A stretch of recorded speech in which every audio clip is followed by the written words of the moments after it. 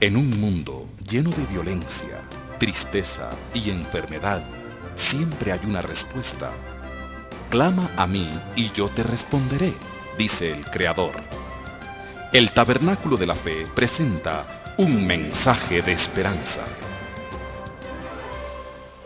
Quiero hablar de la oración esta mañana, continuar hablando de la oración.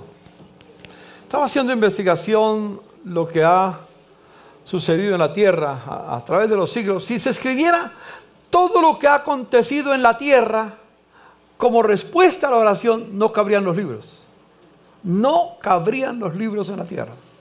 Cada uno de ustedes ha tenido testimonios de lo que Dios ha hecho a través de la oración. Si se escribiera solamente el testimonio de los que estamos acá, ¿cuántos libros, cuántos volúmenes tendríamos que sacar? En los 52 años largos de caminar con el Señor, ¿cuántos testimonios tengo para darles? ¿Cuántos? Los que vi en la vida de mi padre, de mi madre, ¿cuántos? Cientos de miles. Solamente he escogido algunos. De un hombre llamado David Brainerd. Solamente vivió 29 años, fue su existencia. Su larga existencia fue de 29 años nada más. Su breve vida es un ejemplo del poder de la oración. Cuando sintió el llamado para servir a Dios entre los Pieles Rojas norteamericanos, comenzó a prepararse en intensa oración. En su diario hay relatos como este. Muy temprano en la mañana me retiré para la floresta y se me concedió fervor para rogar por el progreso del reino de Cristo en el mundo. Al mediodía aún combatía en oración y sentía el poder del amor divino en la intercesión. Más adelante en su diario dice: el Señor me permitió agonizar en oración hasta quedar con la ropa empapada de sudor a pesar de encontrarme en la sombra. Me sentía más afligido por los pecadores que por los hijos de Dios. Sin embargo, anhelaba dedicar mi vida clamando por los hijos de Dios y por los pecadores. Después de varias noches, Brainerd comenzó a ver los resultados de su predicación. Cientos de indios se convirtieron de los Pieles Rojas, siendo conducidos al Señor con grandes demostraciones de arrepentimiento. La historia de su vida inspiró a otros grandes héroes de la fe como William Carey y Max Sheehan. Otro hombre llamado George Mueller. Es un ejemplo de lo que la oración de fe puede conseguir. Durante décadas sostuvo un orfanato que alimentaba a más de 1000 huérfanos diariamente. Escúcheme. 1000 huérfanos diariamente de desayuno, almuerzo y comida. Sin tener una fuente sistémica de recursos. No había ninguna entidad que lo sostuviera. No tenía ninguna iglesia que velara por él. Solamente confiaba en Dios. A su muerte, casi 20,000 huérfanos habían sido atendidos, solo como respuesta a sus oraciones. Mueller acostumbraba a llevar un libro en cuyas páginas registraba sus peticiones con la fecha respectiva del día que hizo la petición. Y cuando la petición era contestada, escribía la fecha también. Qué lindo. Él podía dar testimonio de lo que Dios hizo. Charles Finney, cuyo ministerio dio como resultado cientos de miles de conversiones, era un poderoso hombre de oración. Él contaba con muchos que pedían por su ministerio. Cuando viajaba de un lugar a otro, lo hacía en compañía de 2 ancianos, conocidos como Clary y Nah. Y mientras Finney predicaba, ellos perseveraban en oración, con lágrimas y lamentos en un sótano cercano. ¿Cuántos vieron la película Luchando con los gigantes, peleando con los gigantes? Así. ¿Se acuerdan del anciano que oraba permanentemente por todas las casillas? Y cuando estaba su nieto jugando, iba a orar por él en la cancha, orando. La oración tiene tanto poder, hermanos, de muchas maneras. Charles Finney tenía la bendición de tener a 2 ancianos que lo acompañaban en oración. En oración. Yo he orado que Dios dé en la iglesia un grupo que nos respalde en oración. Amén. No que ore de vez en cuando, no que diga Señor bendiga al pastor y a los pastores de la iglesia, amén. Sino intercesión. Y aquí voy a contar una historia. Charles Spurgeon, el famoso príncipe de la predicación. Es tal vez el más grande predicador del siglo XIX. Y él atribuye su éxito a la oración. Pero el énfasis que él hace no fue la oración de él, él oraba. Pero él atribuye su éxito a la oración que ofrecían a favor de él y de los concurrentes a sus reuniones, los feligreses de su congregación mientras él predicaba. Él solía decir, en la sala que está allá abajo, estaba en el púlpito allá abajo, en el sótano había una sala. En la sala que está allá abajo, hay 300 creyentes que saben orar. Todas las veces que yo predico, ellos se reúnen allí para sostenerme las manos, orando y suplicando ininterrumpidamente. En la sala que está debajo de nuestros pies, es donde la explicación del misterio de estas bendiciones, gracias a esas oraciones, el testimonio de la gracia de Dios se sostuvo firmemente en Londres por más de 50 años. Evan Roberts, el minero inglés de fines del siglo XIX, oró desde los 13 años por una visitación de Dios. Y escuchen, jóvenes, es interesante, a los 13 años empezó a orar. La oración no es para los viejitos. Y comenzó a orar por una visitación de Dios a su tierra. En ello participaron también otra veintena de jóvenes, aún menores que Roberts, menos de 13 años, de 10 años, 11 años, 8 años, 9 años. Y como fruto de ellos, vino un derramamiento tal del Espíritu Santo que muchos llamaron a ese derramamiento del Espíritu Santo el Pentecostés más grande que Pentecostés. La vida del pequeño principado británico cambió radicalmente. Las cárceles no recibieron más delincuentes. Las cantinas se cerraron. Los eventos mundanos ya no tenían asistentes. Y por todo el principado, jóvenes de 16 a 18 años predicaban el Evangelio con gran poder. Por las casas y las calles se reunían niños a interceder por la gente, quienes se volvían al Señor por miles. Se estima unos 100,000 los convertidos en esa gran visitación de Dios. ¿Cómo comenzó todo? En las rodillas de un grupo de jóvenes, creyentes, que oraron y se santificaron para Dios. Tengo muchos testimonios. Corrie ten Boom solía decir, la famosa mujer que estuvo presa en la prisión de Auschwitz, en Alemania, una judía, que logró escapar, logró quedar con vida al final. Ella decía, nosotros oramos por nuestros seres queridos. Y luego el diablo viene a decirnos, deja de orar por ese hijo, o por su esposa, o por su hija, o por su hermano, porque ya llevas demasiado tiempo orando por él y como ves, Dios no responde, cállate, deja de orar, olvídalo. Pero el diablo es un mentiroso, dice ella. No hay ninguna oración que se pierda.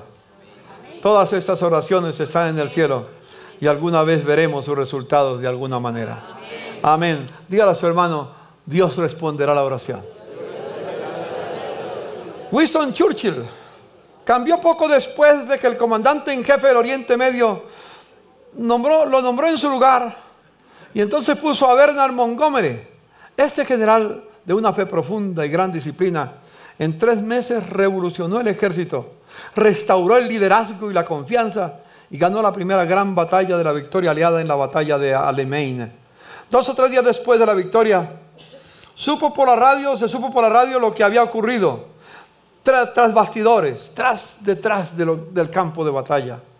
La noche antes de la batalla, Montgomery había convocado a sus oficiales y a todos sus hombres para decirle, pidámosle al Señor poderoso en batallas que nos dé la victoria.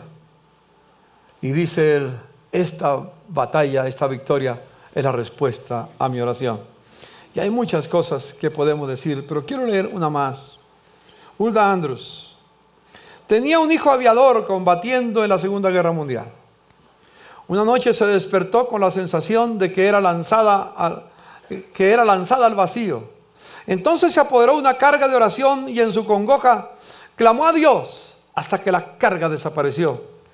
Más tarde se enteró de que el avión de su hijo había sido abatido y derribado en territorio japonés, y que en el momento exacto en que el avión caía envuelto en llamas, Dios la había alertado para que orase por él.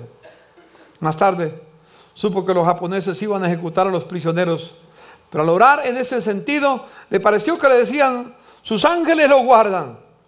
La carga se fue de ella. De los 4 capturados del avión derribado, en esa ocasión fusilaron a 3 y dejaron vivo a su hijo. El Señor no solo lo salvó de la muerte, sino que salvó su alma y lo llamó luego a predicar el Evangelio en el mismo Japón. Hay tantos testimonios que podemos seguir hablando. Y yo anhelo ver. Hay un pasaje muy lindo en la Biblia. Es el libro de Zacarías, capítulo 12, el versículo 10. Dice Zacarías, capítulo 12, versículo 10, que Dios va a derramar sobre su pueblo espíritu de gracia y espíritu de oración, espíritu de súplica, espíritu de intercesión. Es una palabra amplia, oración, súplica, intercesión. Y cuando yo derrame mi espíritu, dice el Señor, sobre mi pueblo, espíritu de gracia y espíritu de intercesión, de oración, de súplica, entonces pondrán sus ojos en mí y yo los bendeciré. Amén. ¿Sabes, hermano? Necesitamos que nuestros ojos sean puestos en el Señor, pero vendrán como respuesta a la oración. Vamos a pasar por muchos desafíos. Vamos a pasar por muchos desafíos en la tierra. En ese momento hay una ley que está corriendo en el Congreso, donde la Corte Constitucional urge al Congreso de la República a que apruebe una ley para reconocer el matrimonio homosexual. Y junto con eso, la adopción. Y ya ha sido puesto por el Consejo de Estado a consideración del Congreso que se apruebe la ley del aborto para cualquier circunstancia. Y están buscando leyes para que cualquiera que diga algo en contra de eso vaya a la cárcel. Miren lo que pasó en Notre Dame. Notre Dame es una universidad muy famosa. Supuestamente es una universidad católica bien cristiana. Supuestamente. Todavía más fuerte que la Javeriana. Porque la Javeriana tiene otra idea, pero esta es católica. Hace unos pocos días, la Universidad de Notre Dame decidió darle doctor honoris causa a Barack Obama. Y cuando supo la gente que estudia ahí, los padres de familia y todo lo que iba a pasar, darle a Barack Obama el doctorado, protestó. ¿Sabe por qué? Lo vamos a ver ahora. ¿Por qué protestó? Que le den a Barack Obama el doctorado en la Universidad de Notre Dame. Quiero que veamos.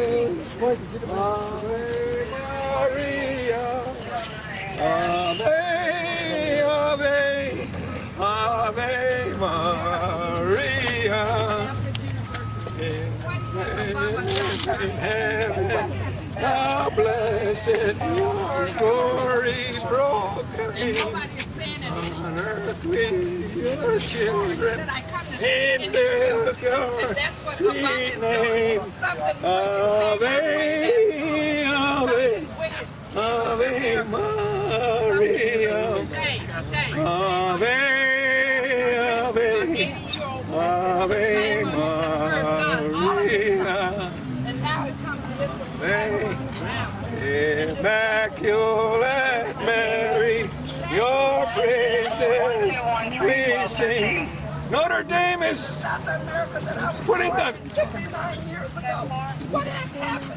a priest in the... Hold on.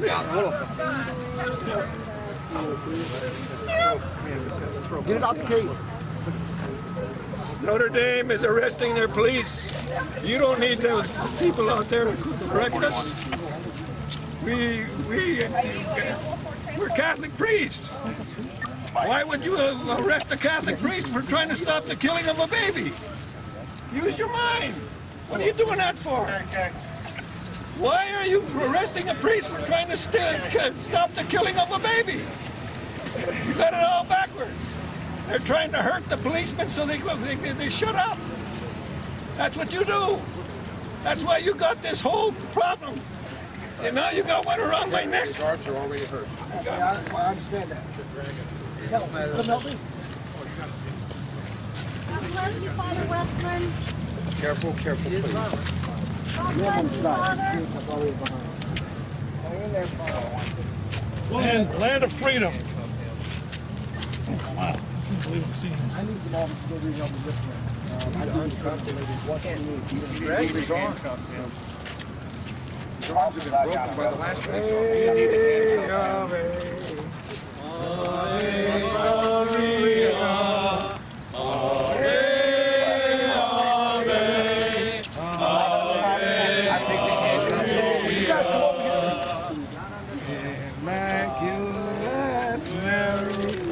Your praises we sing. You reign now.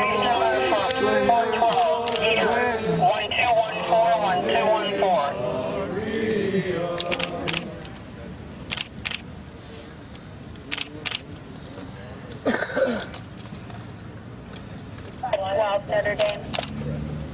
Officer, will you check the Okay, 09-12-15. You go right ahead. 12-15.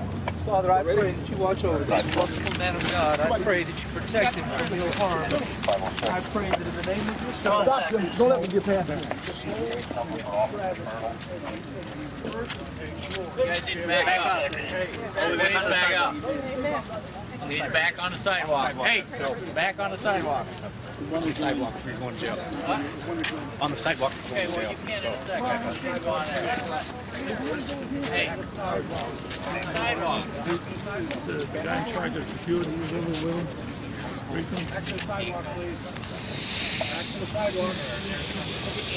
Officer Fennel, 1216, 091-216. What's your reaction, Rick, to what you just saw? My heart breaks. It's an amazing thing that police officers dedicate their lives to dragging a priest who's 80 years old off to jail because he objects to a university where parents put their kids and hopefully protect them from the teachings that have wrecked so many lives. Spend thousands and thousands and thousands of dollars to put their kids in a safe Christian environment, only to see priests drug off to jail for protesting the most radical pro-abortion president we have ever seen in the history of the United States of America. Woe to those who call good evil and evil good. I can only weep for my country, and I can only weep for the day this is.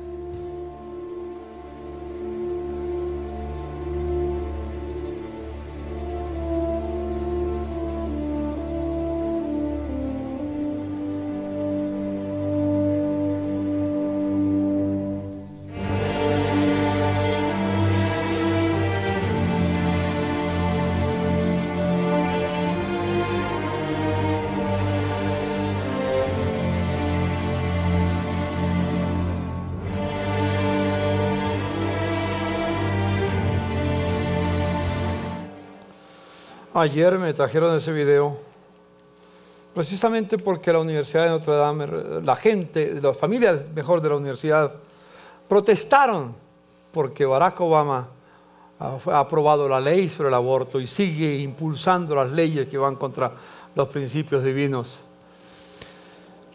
Y por eso protestaban. ¿Cómo le van a dar el doctorado honoris causa por una situación como esa? Situaciones como esa vamos a vivir en la tierra. Ya hay muchos pastores que han metido a la cárcel. en otros lugares de la tierra. Y ya aquí ha habido intentos de poner leyes, de meter a un pastor si habla en contra de estas leyes, si no está a favor de ello, y lo dice públicamente, 7 años de prisión. Y después de que salga, 5 años de tratamiento psicológico para limpiar su mente. Los días que nos esperan no son fáciles.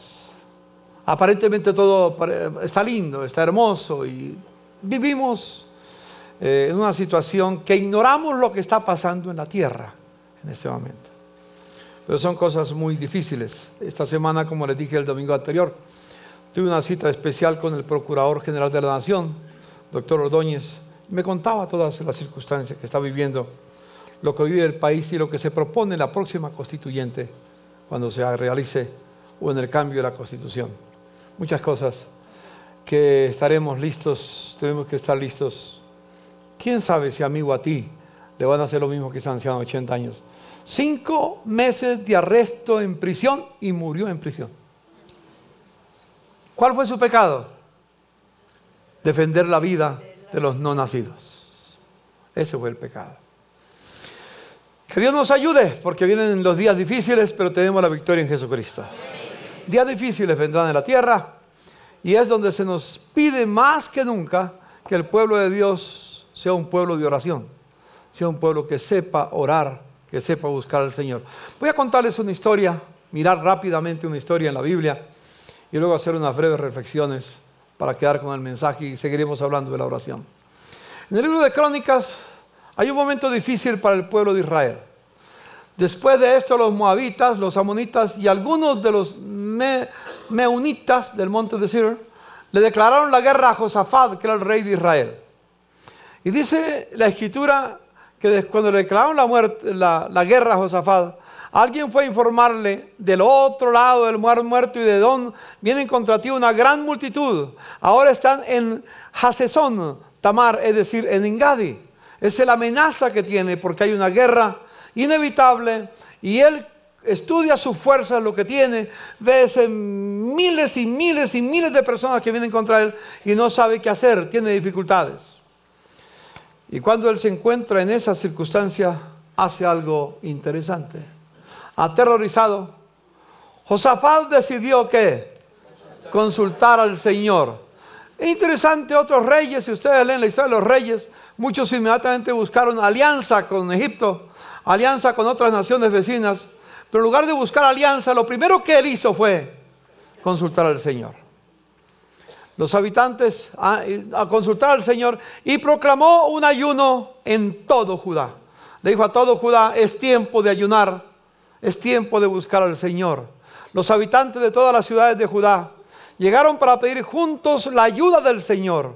Y en el templo del Señor, frente al atrio nuevo, Josafat se puso de pie ante la asamblea de Judá y de Jerusalén y dijo, y aquí está la oración de él, Dios, Señor, Dios de nuestros antepasados, ¿no eres tú el Dios del cielo y el que gobierna a todas las naciones? Es tal tu fuerza y tu poder que no hay quien pueda resistirte. ¿No fuiste tú, Dios nuestro, quien a los ojos de tu pueblo Israel expulsó a los habitantes de esta tierra? ¿No fuiste tú quien les dio para siempre esa tierra a los descendientes de tu amigo Abraham? Ellos la habitaron y construyeron un santuario en tu honor, diciendo, cuando nos sobrevenga una calamidad o un castigo por medio de la espada o la peste o el hambre, si nos congregamos ante ti en este templo donde habitas y clamamos a ti en medio de nuestra aflicción, tú nos escucharás y nos salvarás. Cuando Israel salió de Egipto, tú no les permitiste que invadieran a los amonitas, ni a los moabitas, ni a los del monte de Seir, sino que lo enviaste por otro camino para que no destruyesen esas naciones. Y mira cómo nos pagan ahora, viniendo a arrojarnos de la tierra que tú nos diste como herencia. Dios nuestro, ¿acaso no vas a dictar sentencia contra ellos? Nosotros no podemos oponernos a esa gran multitud que viene a atacarnos. No sabemos qué hacer. En ti hemos puesto nuestra esperanza. Otro momento similar a este, el rey dijo, ha llegado el momento de dar a luz, y la que tiene que dar a luz no tiene fuerzas. Un momento muy difícil estaban pasando, y por eso dice, no sabemos qué hacer. Pero lo único que sabemos hacer es lo que estamos haciendo, poner nuestra esperanza en ti. Bendito el pueblo que sabe esperar en Dios. Bendito el hombre, la mujer, la familia que sabe que Dios es su esperanza, que Dios es su consuelo, que Dios es su protección. Confío en Dios. Me encanta ver la actitud del pueblo inmediatamente. Todos los hombres de Judá se pusieron de pie delante del Señor junto con sus mujeres y sus hijos y aún los más pequeños.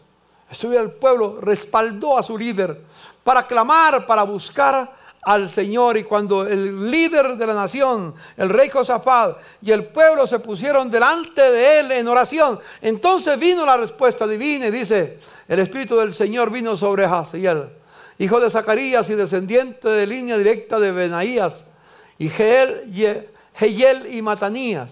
Este último era un levita de los hijos de Asaf, que se encontraba en la asamblea, y dijo Jaziel: escuchen, habitantes de Judá y de Jerusalén, y escuchen también su majestad. Así dice el Señor: no tengan miedo ni se acobarden cuando vean ese gran ejército, porque la batalla no es de ustedes, sino mía, dice el Señor. Amén. La batalla es del Señor. Cuando ellos suban por la cuesta de Cis, ustedes saldrán contra ellos y los encontrarán junto al arroyo, frente al desierto de Jeruel. Pero ustedes no tendrán que intervenir en esa batalla. Simplemente quédense quietos en sus puestos para que vean la salvación que el Señor le dará. Quédense ahí donde están adorando a Dios, clamando a Él. Habitantes de Judá y de Jerusalén, no tengan miedo ni se acobarden. Salgan mañana contra ellos, porque yo el Señor estaré con ustedes. Salgan contra ellos. ¿De qué manera ellos iban a salir? Es muy interesante que veamos. Josafat y todos los habitantes de Judá y de Jerusalén se postraron rostro en tierra. ¿Y qué hicieron? Ya vemos varias cosas que pasan. Primero, convoca ayuno. Segundo, ora a Dios. Y ahora invoca al pueblo para adorar a Dios. ¿Sí? Sigue diciendo: y los levitas de los hijos de Coad y de Coré se pusieron de pie. ¿Para qué? Hay 4 cosas ya que vemos. Primero, ayunaron. Segundo, oraron. Tercero, adoraron. Cuarto, alabaron a Dios. Alabaron al Señor a voz en cuello. Al día siguiente madrugaron y fueron al desierto de Tecoa. Mientras avanzaban, Josafat se detuvo y dijo: habitantes de Judá y de Jerusalén, escúcheme, confíen en el Señor y serán librados. Confíen en sus profetas y tendrán éxito.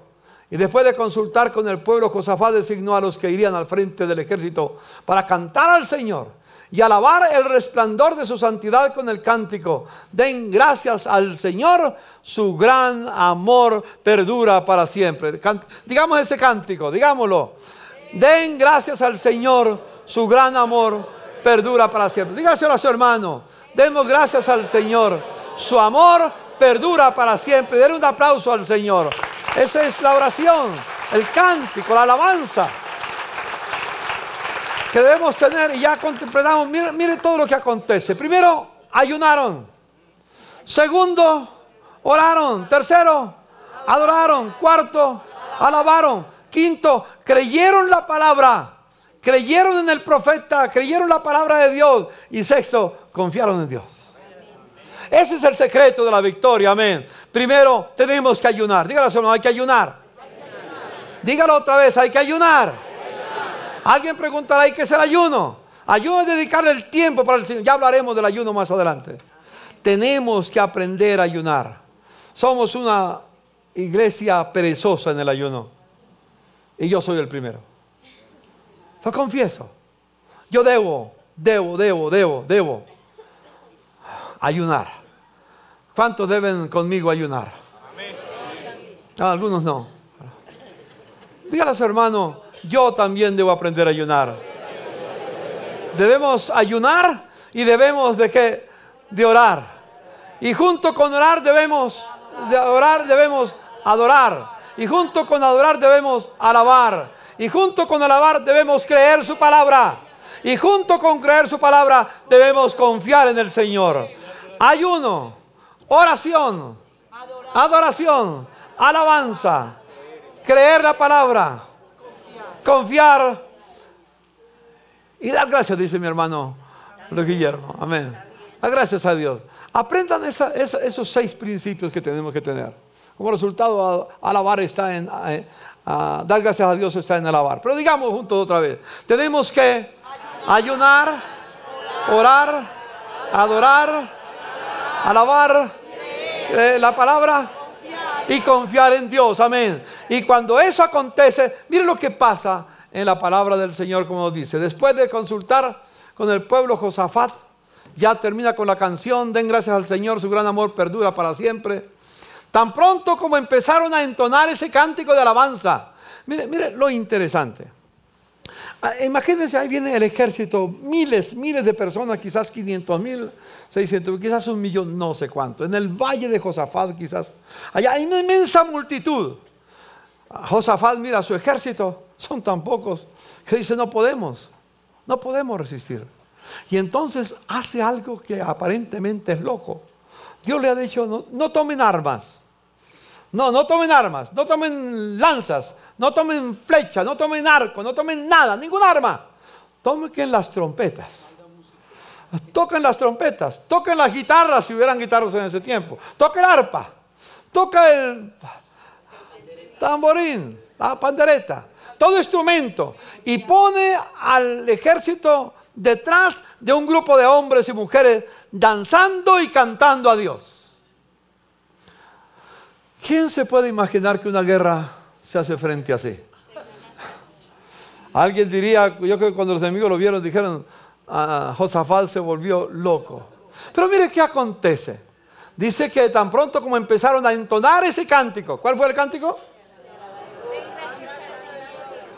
Den gracias al Señor, su gran amor perdura para siempre. Tan pronto empezaron a entonar ese cántico de alabanza, el Señor puso emboscadas contra los amonistas, los moabitas y los del monte de Seir, que habían venido contra Judá, y los derrotó. De hecho, los amonitas y los moabitas atacaron a los habitantes del monte de Seir y los mataron hasta aniquilarlos. Luego de exterminar a los habitantes de Seir, ellos mismos se atacaron y se mataron los unos a los otros. El pueblo no intervino.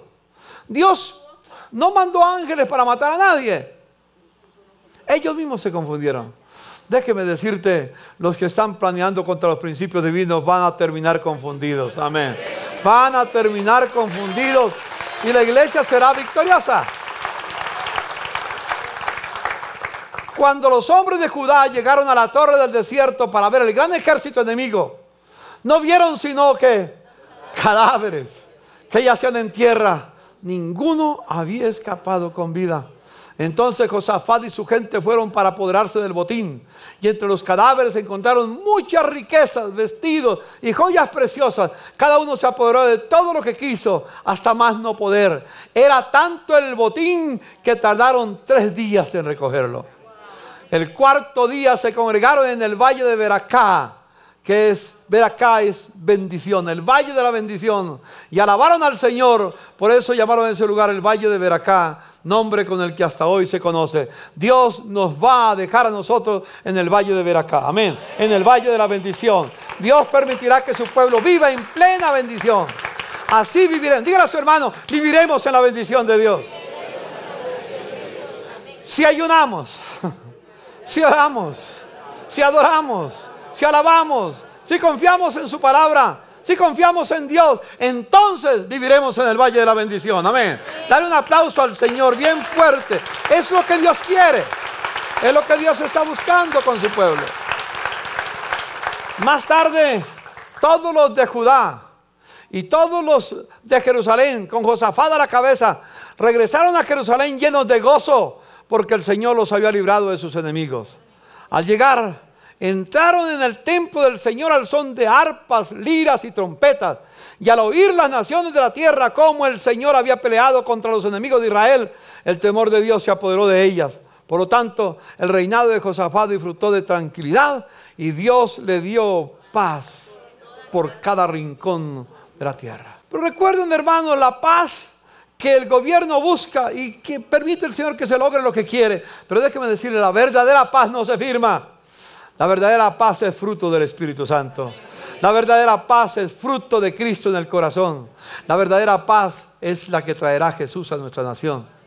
Y entonces tendremos paz. Yo profetizo en el nombre del Señor que tarde o temprano, y más temprano que tarde, vendrá la paz a Colombia, en el corazón de cada colombiano, en el corazón de cada familia. Vamos por la victoria, vamos en el nombre del Señor. Dios nos dará paz continuamente en nuestras vidas. Aquí hay una cosa que tenemos que pensar nosotros: ¿cómo lograr dar ese paso?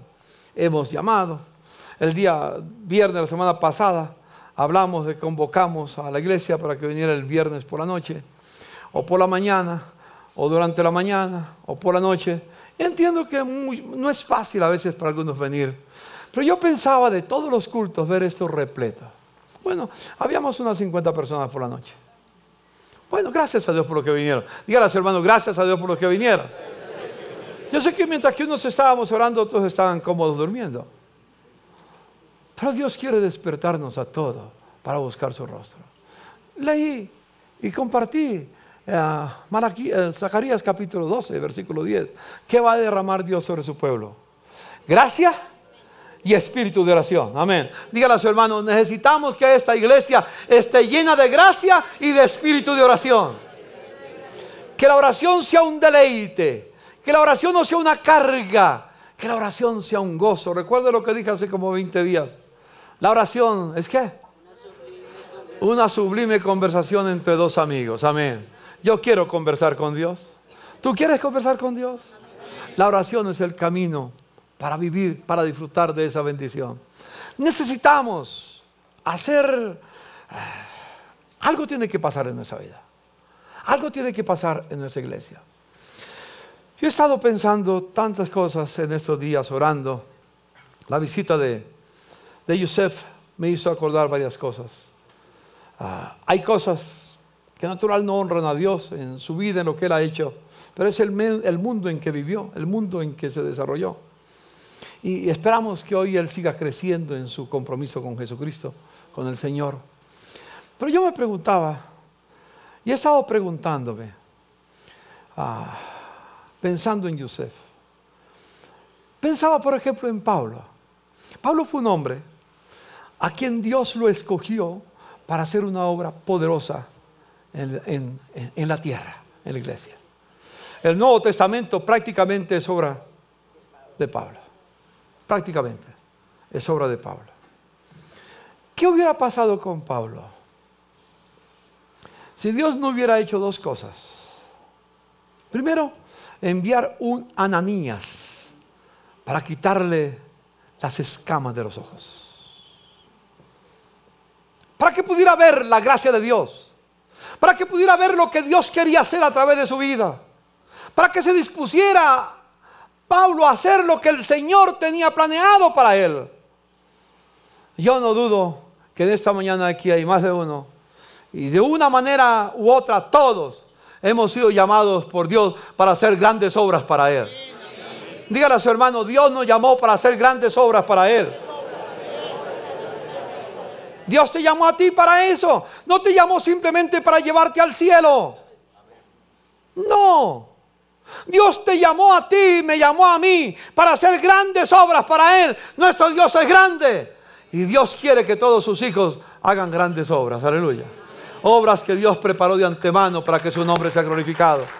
Amén. Quiero pedirte un favor. Abrace a la persona que está a su lado y dígale, Dios te llamó a hacer grandes cosas para Él. Dios te llamó a hacer grandes cosas. No te llamó a entretenerse con la religión. No te llamó a entretenerse con la salvación. Dios te llamó a hacer grandes cosas. Aleluya. Diga otra vez conmigo, Dios me llamó a hacer grandes cosas. No hay nadie acá, no hay nadie redimido por la sangre de Jesucristo que Dios no lo haya llamado para hacer obras mayores que las que Él hizo.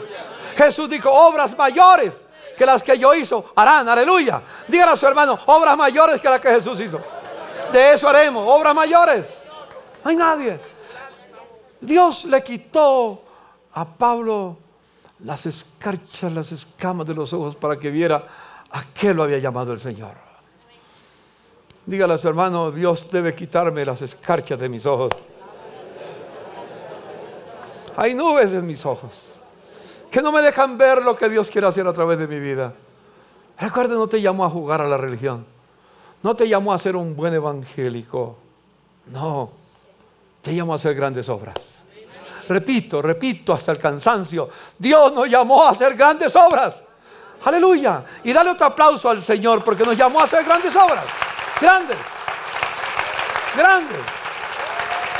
Grandes, maravillosas. Si no estás metido en lo que el Señor quiere, dile al Señor: quita las escarchas de mis ojos. Quita las cataratas que me impiden ver lo que tú quieres hacer con mi vida. Y una segunda cosa que Dios hizo con Pablo: le puso un Bernabé a su lado para que lo acompañara, para que lo instruyera, para que lo impulsara, para que él fuera adelante. Le puso lo que hoy llamamos en nuestro lenguaje, en el mundo de los negocios, le puso un mentor a su lado. O le puso un coaching para que él... ¿Sabe qué hace el mentor? El mentor no se promueve. El mentor promueve. Amén. Eso fue lo que hizo Bernabé. ¿Qué hizo Bernabé? Promovió a Pablo. Lo instruyó. Lo orientó. Lo llevó. Lo presentó. Lo llevó a que tuvieran confianza en él. Y cuando ese mentor fue fiel a su llamado, Pablo llegó a ser el gran hombre de Dios que conocemos. Y yo me he hecho una pregunta. En esta última semana, ¿cuántos Pablos hay aquí en este día? ¿Cuántos Pablos? ¿Cuántos Pablos hay aquí? Que Dios quiere hacer obras maravillosas con ellos. Pero por un lado sus ojos todavía están vendados. Y por otro lado no hay un Bernabé que se siente a su lado para acompañarlo. Todos quisieran ser Pablo, pero no todos serán Pablo. Algunos son llamados a ser Bernabé. Algunos están llamados por el Señor para ir al frente. Otros para abrir el camino, para que esos otros vayan al frente. Y en algún momento yo podré ser un Pablo, pero en algún momento seré un Bernabé. Y en algún momento ese Bernabé que está impulsando al otro tendrá otro Pablo para impulsar y Dios nos va a llevar adelante. ¿Me hago entender, hermanos? Amén. Ese es el resultado de la oración. Que Dios nos abre los ojos. Ve, le dice Dios a Ananías, va porque ahí Pablo está orando en este momento. Y ve en oración que un hombre viene y le pone las manos y las escarchas se le caen de los ojos. Aleluya. Amén. ¿Qué estaba haciendo Pablo? Orando. ¿Qué estaba haciendo Ananías? Orando. Es la oración la que cambia las cosas. Es la oración la que le da dirección a la obra del Señor. Y aquí encuentro en Pablo un principio hermosísimo. Un principio hermosísimo. Pablo estuvo dispuesto a entregar su vida por el Señor. Entregar su vida por Él. Él dijo en una oportunidad: todo lo tengo como pérdida por amor, por el excelente amor a Jesucristo, por amor del cual lo he perdido todo y lo tengo por basura para ganar a Cristo. Y llega un momento en que Pablo, cuando se despide de la iglesia en Tesalónica, en Éfeso, dijo estas palabras: el Espíritu Santo dice que donde quiera que vaya me esperan tribulaciones, pero yo para nada estimo mi vida preciosa con tal de que termine con éxito mi carrera. Pablo no luchó por defender su vida. A Pablo le interesaba era la gloria del Señor. A Pablo le interesaba ver las naciones transformadas, ver las naciones redimidas, ver un nuevo día entre su pueblo, en las naciones donde él iba a ir. Era lo que soñaba Pablo. Y yo descubro ese principio. Nadie encuentra significado para su vida hasta que no encuentra una causa por la cual morir. No vivir, morir. Muchos se hacen cristianos porque quieren vivir bien. Y piensan: qué rico es ser cristiano, porque si soy cristiano Dios me va a bendecir y voy a tener muchas cosas. Claro que Dios lo hace. Dios quiere, a los bebés Dios quiere sostenerlos siempre con jugueticos. ¿Sabes? Dios te llamó a ti y me llamó a mí para que entendiéramos que su causa es una causa digna para dar la vida. Dígale a su hermano, la causa de Cristo es una causa digna para dar la vida. Como ese sacerdote que vimos, ese es un sacerdote. Y está haciendo lo que está a su alcance, en sus manos. Y dio la vida por decir, no es lícito que se mate a un bebé en el vientre de la madre. No es lícito que un presidente como Barack Obama apoye leyes de esa categoría. Y no es lícito que nuestro presidente Santos, a quien amamos, respetamos, apoye una ley que ha de hacer del lugar más bello para la vida el lugar más peligroso, el vientre de una madre. No, no es lícito. No es lícito. Y tendremos que protestar contra eso. Amén. Cristo es la causa primaria por la cual yo merezco dar mi vida. Aleluya. Yo te hago una pregunta. ¿Has visto en la vida cristiana, en el mensaje cristiano, un mensaje digno para dar la vida por él? Si has encontrado en el mensaje cristiano un mensaje digno, una causa digna para dar la vida por él, entonces la bendición de Dios te acompañará. Amén. La bendición de Dios te acompañará. Dígale a su hermano, la bendición de Dios me acompañará. Si él es la causa por la cual yo quiero entregar mi vida. Que lo digan los apóstoles. Todos los apóstoles entregaron su vida por Jesucristo. Todos. El único que quedó al final fue Juana. Después de tremendas luchas que pasó. Después de haber sido lanzado a la isla de Patmos. Algunos cuentan la historia, no se sabe si es cierto, pero algunos cuentan que cuando el rey, el César de la época, Domiciano, quiso acallar la voz de Juan el apóstol, y como no lo podía acallar, lo echó a una pila, a una paila llena de aceite ardiendo, pero Dios lo protegió. Es igual que pasó con Daniel. ¿Qué pasó con Daniel? Fue enviado al foso de los leones, pero Dios cerró la boca de los leones. ¿Qué pasó con los tres jóvenes Sadrach, Mesach y Abednego? Lo echaron al horno de fuego, al horno de fuego. Y cuando se lanzaron al horno de fuego, se quemaron sus ataduras. Y ellos fueron sacados fuera completamente, sin ningún daño en su cuerpo. Ni siquiera olor a quemado. Dios sabe protegernos, amén. No tengas temor. Dígale a su hermano, no tengas temor, Dios sabe protegernos. Y déjame decirte otra cosa. Y si Dios quiere que derrames tu vida en el camino del Señor, derrama tu sangre. Tu sangre no te pertenece, le pertenece a Jesucristo. Amén. Tu vida no te pertenece a ti, le pertenece al Señor.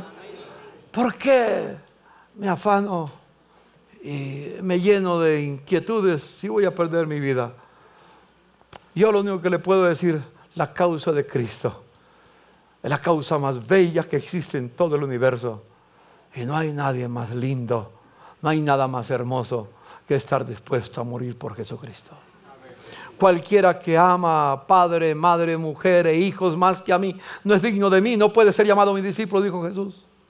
Y dijo Jesús también, cualquiera que no toma su cruz y sigue en pos de mí no puede ser mi discípulo. ¿Qué significaba en los días de Jesús tomar la cruz?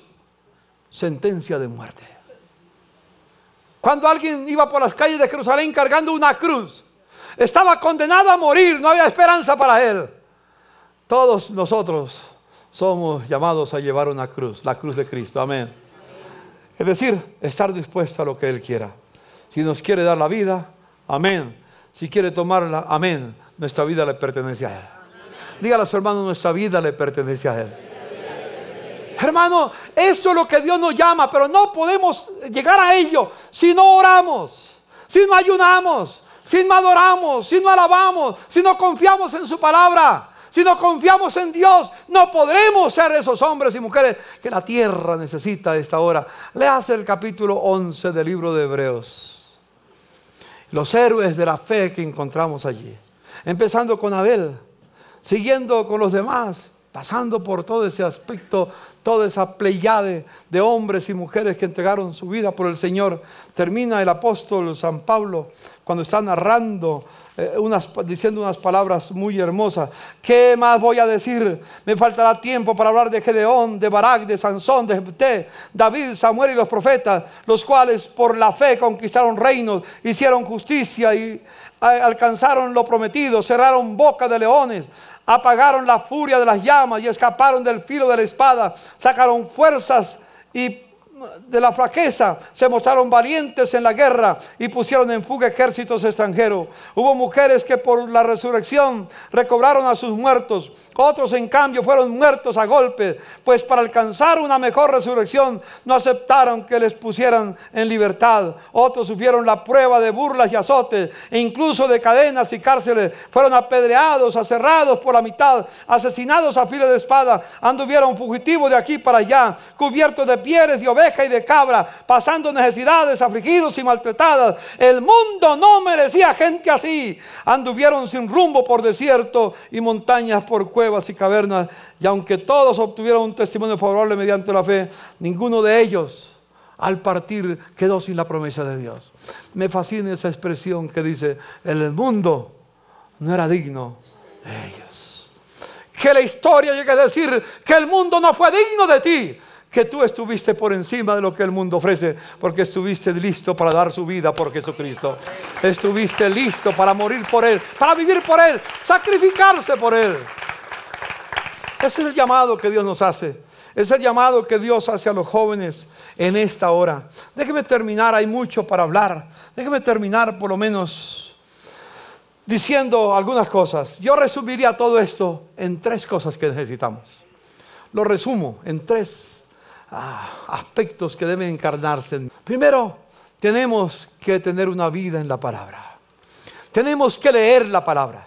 Tenemos que amar la palabra. Tenemos que memorizar la palabra. Tenemos que estudiar la palabra. Tenemos que compartir la palabra. Hacer lo que Dios dice en su palabra. Dígale a su hermano: tenemos que tener una vida en la palabra. Levanta la Biblia si la tienes acá. Y casi que yo le desafío: por favor, no venga el domingo sin la Biblia. Tal vez un día no voy a tener la pantalla trabajando. ¿Sí? Pero levanta la Biblia en alto y diga: tengo que tener ese libro. Tengo que estudiarlo. Tengo que meditarlo. Tengo que leerlo. Tengo que meditar este libro, la Biblia. La Biblia. Tenemos que tener una vida en la palabra. En segundo lugar, vivir en obediencia al Señor. Todo lo que el Señor diga, lo voy a hacer. Amén. Diga conmigo: todo lo que el Señor diga, lo haré. Lo haré. Otra vez diga: todo lo que el Señor diga, lo haré. Viviré bajo su voluntad. Y en tercer lugar, una vida de oración. Vida en la palabra. Vida de obediencia. Vida de oración. La oración implica la adoración. La oración implica el ayuno. La oración implica la alabanza. La oración implica todo lo demás. Pero esas 3 cosas son importantes en nuestra vida. Quiero pedirle al Señor que en esta iglesia eso se haga carne. Amén. Dígale conmigo que eso se haga carne en nosotros. Y repitan conmigo: vida en la palabra, vida de obediencia al Señor y vida de oración.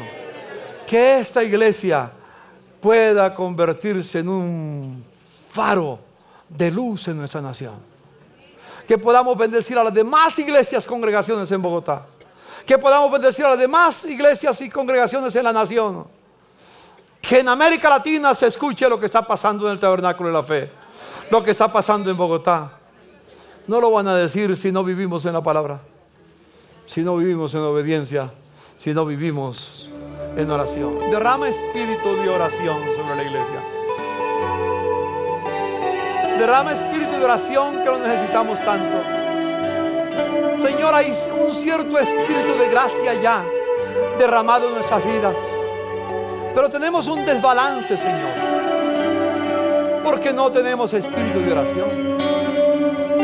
Permite, Señor, que la oración se vuelva algo dulce, algo bello y hermoso.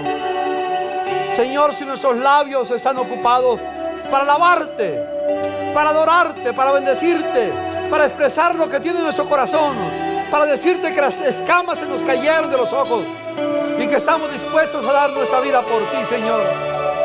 Si la oración está en nuestra vida, si ese espíritu de oración se derrama, Señor, no tendremos tiempo para hablar del prójimo, no tendremos tiempo para criticar a nadie, solo tendremos labios para glorificar tu nombre, Señor. Aleluya. Señor, que esta congregación se vuelva una iglesia que vive un perfume para ti, Señor. Un perfume para tu gloria, Señor. Derrama espíritu de oración en cualquier lugar donde estemos. Al amanecer, al mediodía, al atardecer o al anochecer, siempre nuestros labios invocarán tu nombre, Señor, y tú nos conducirás.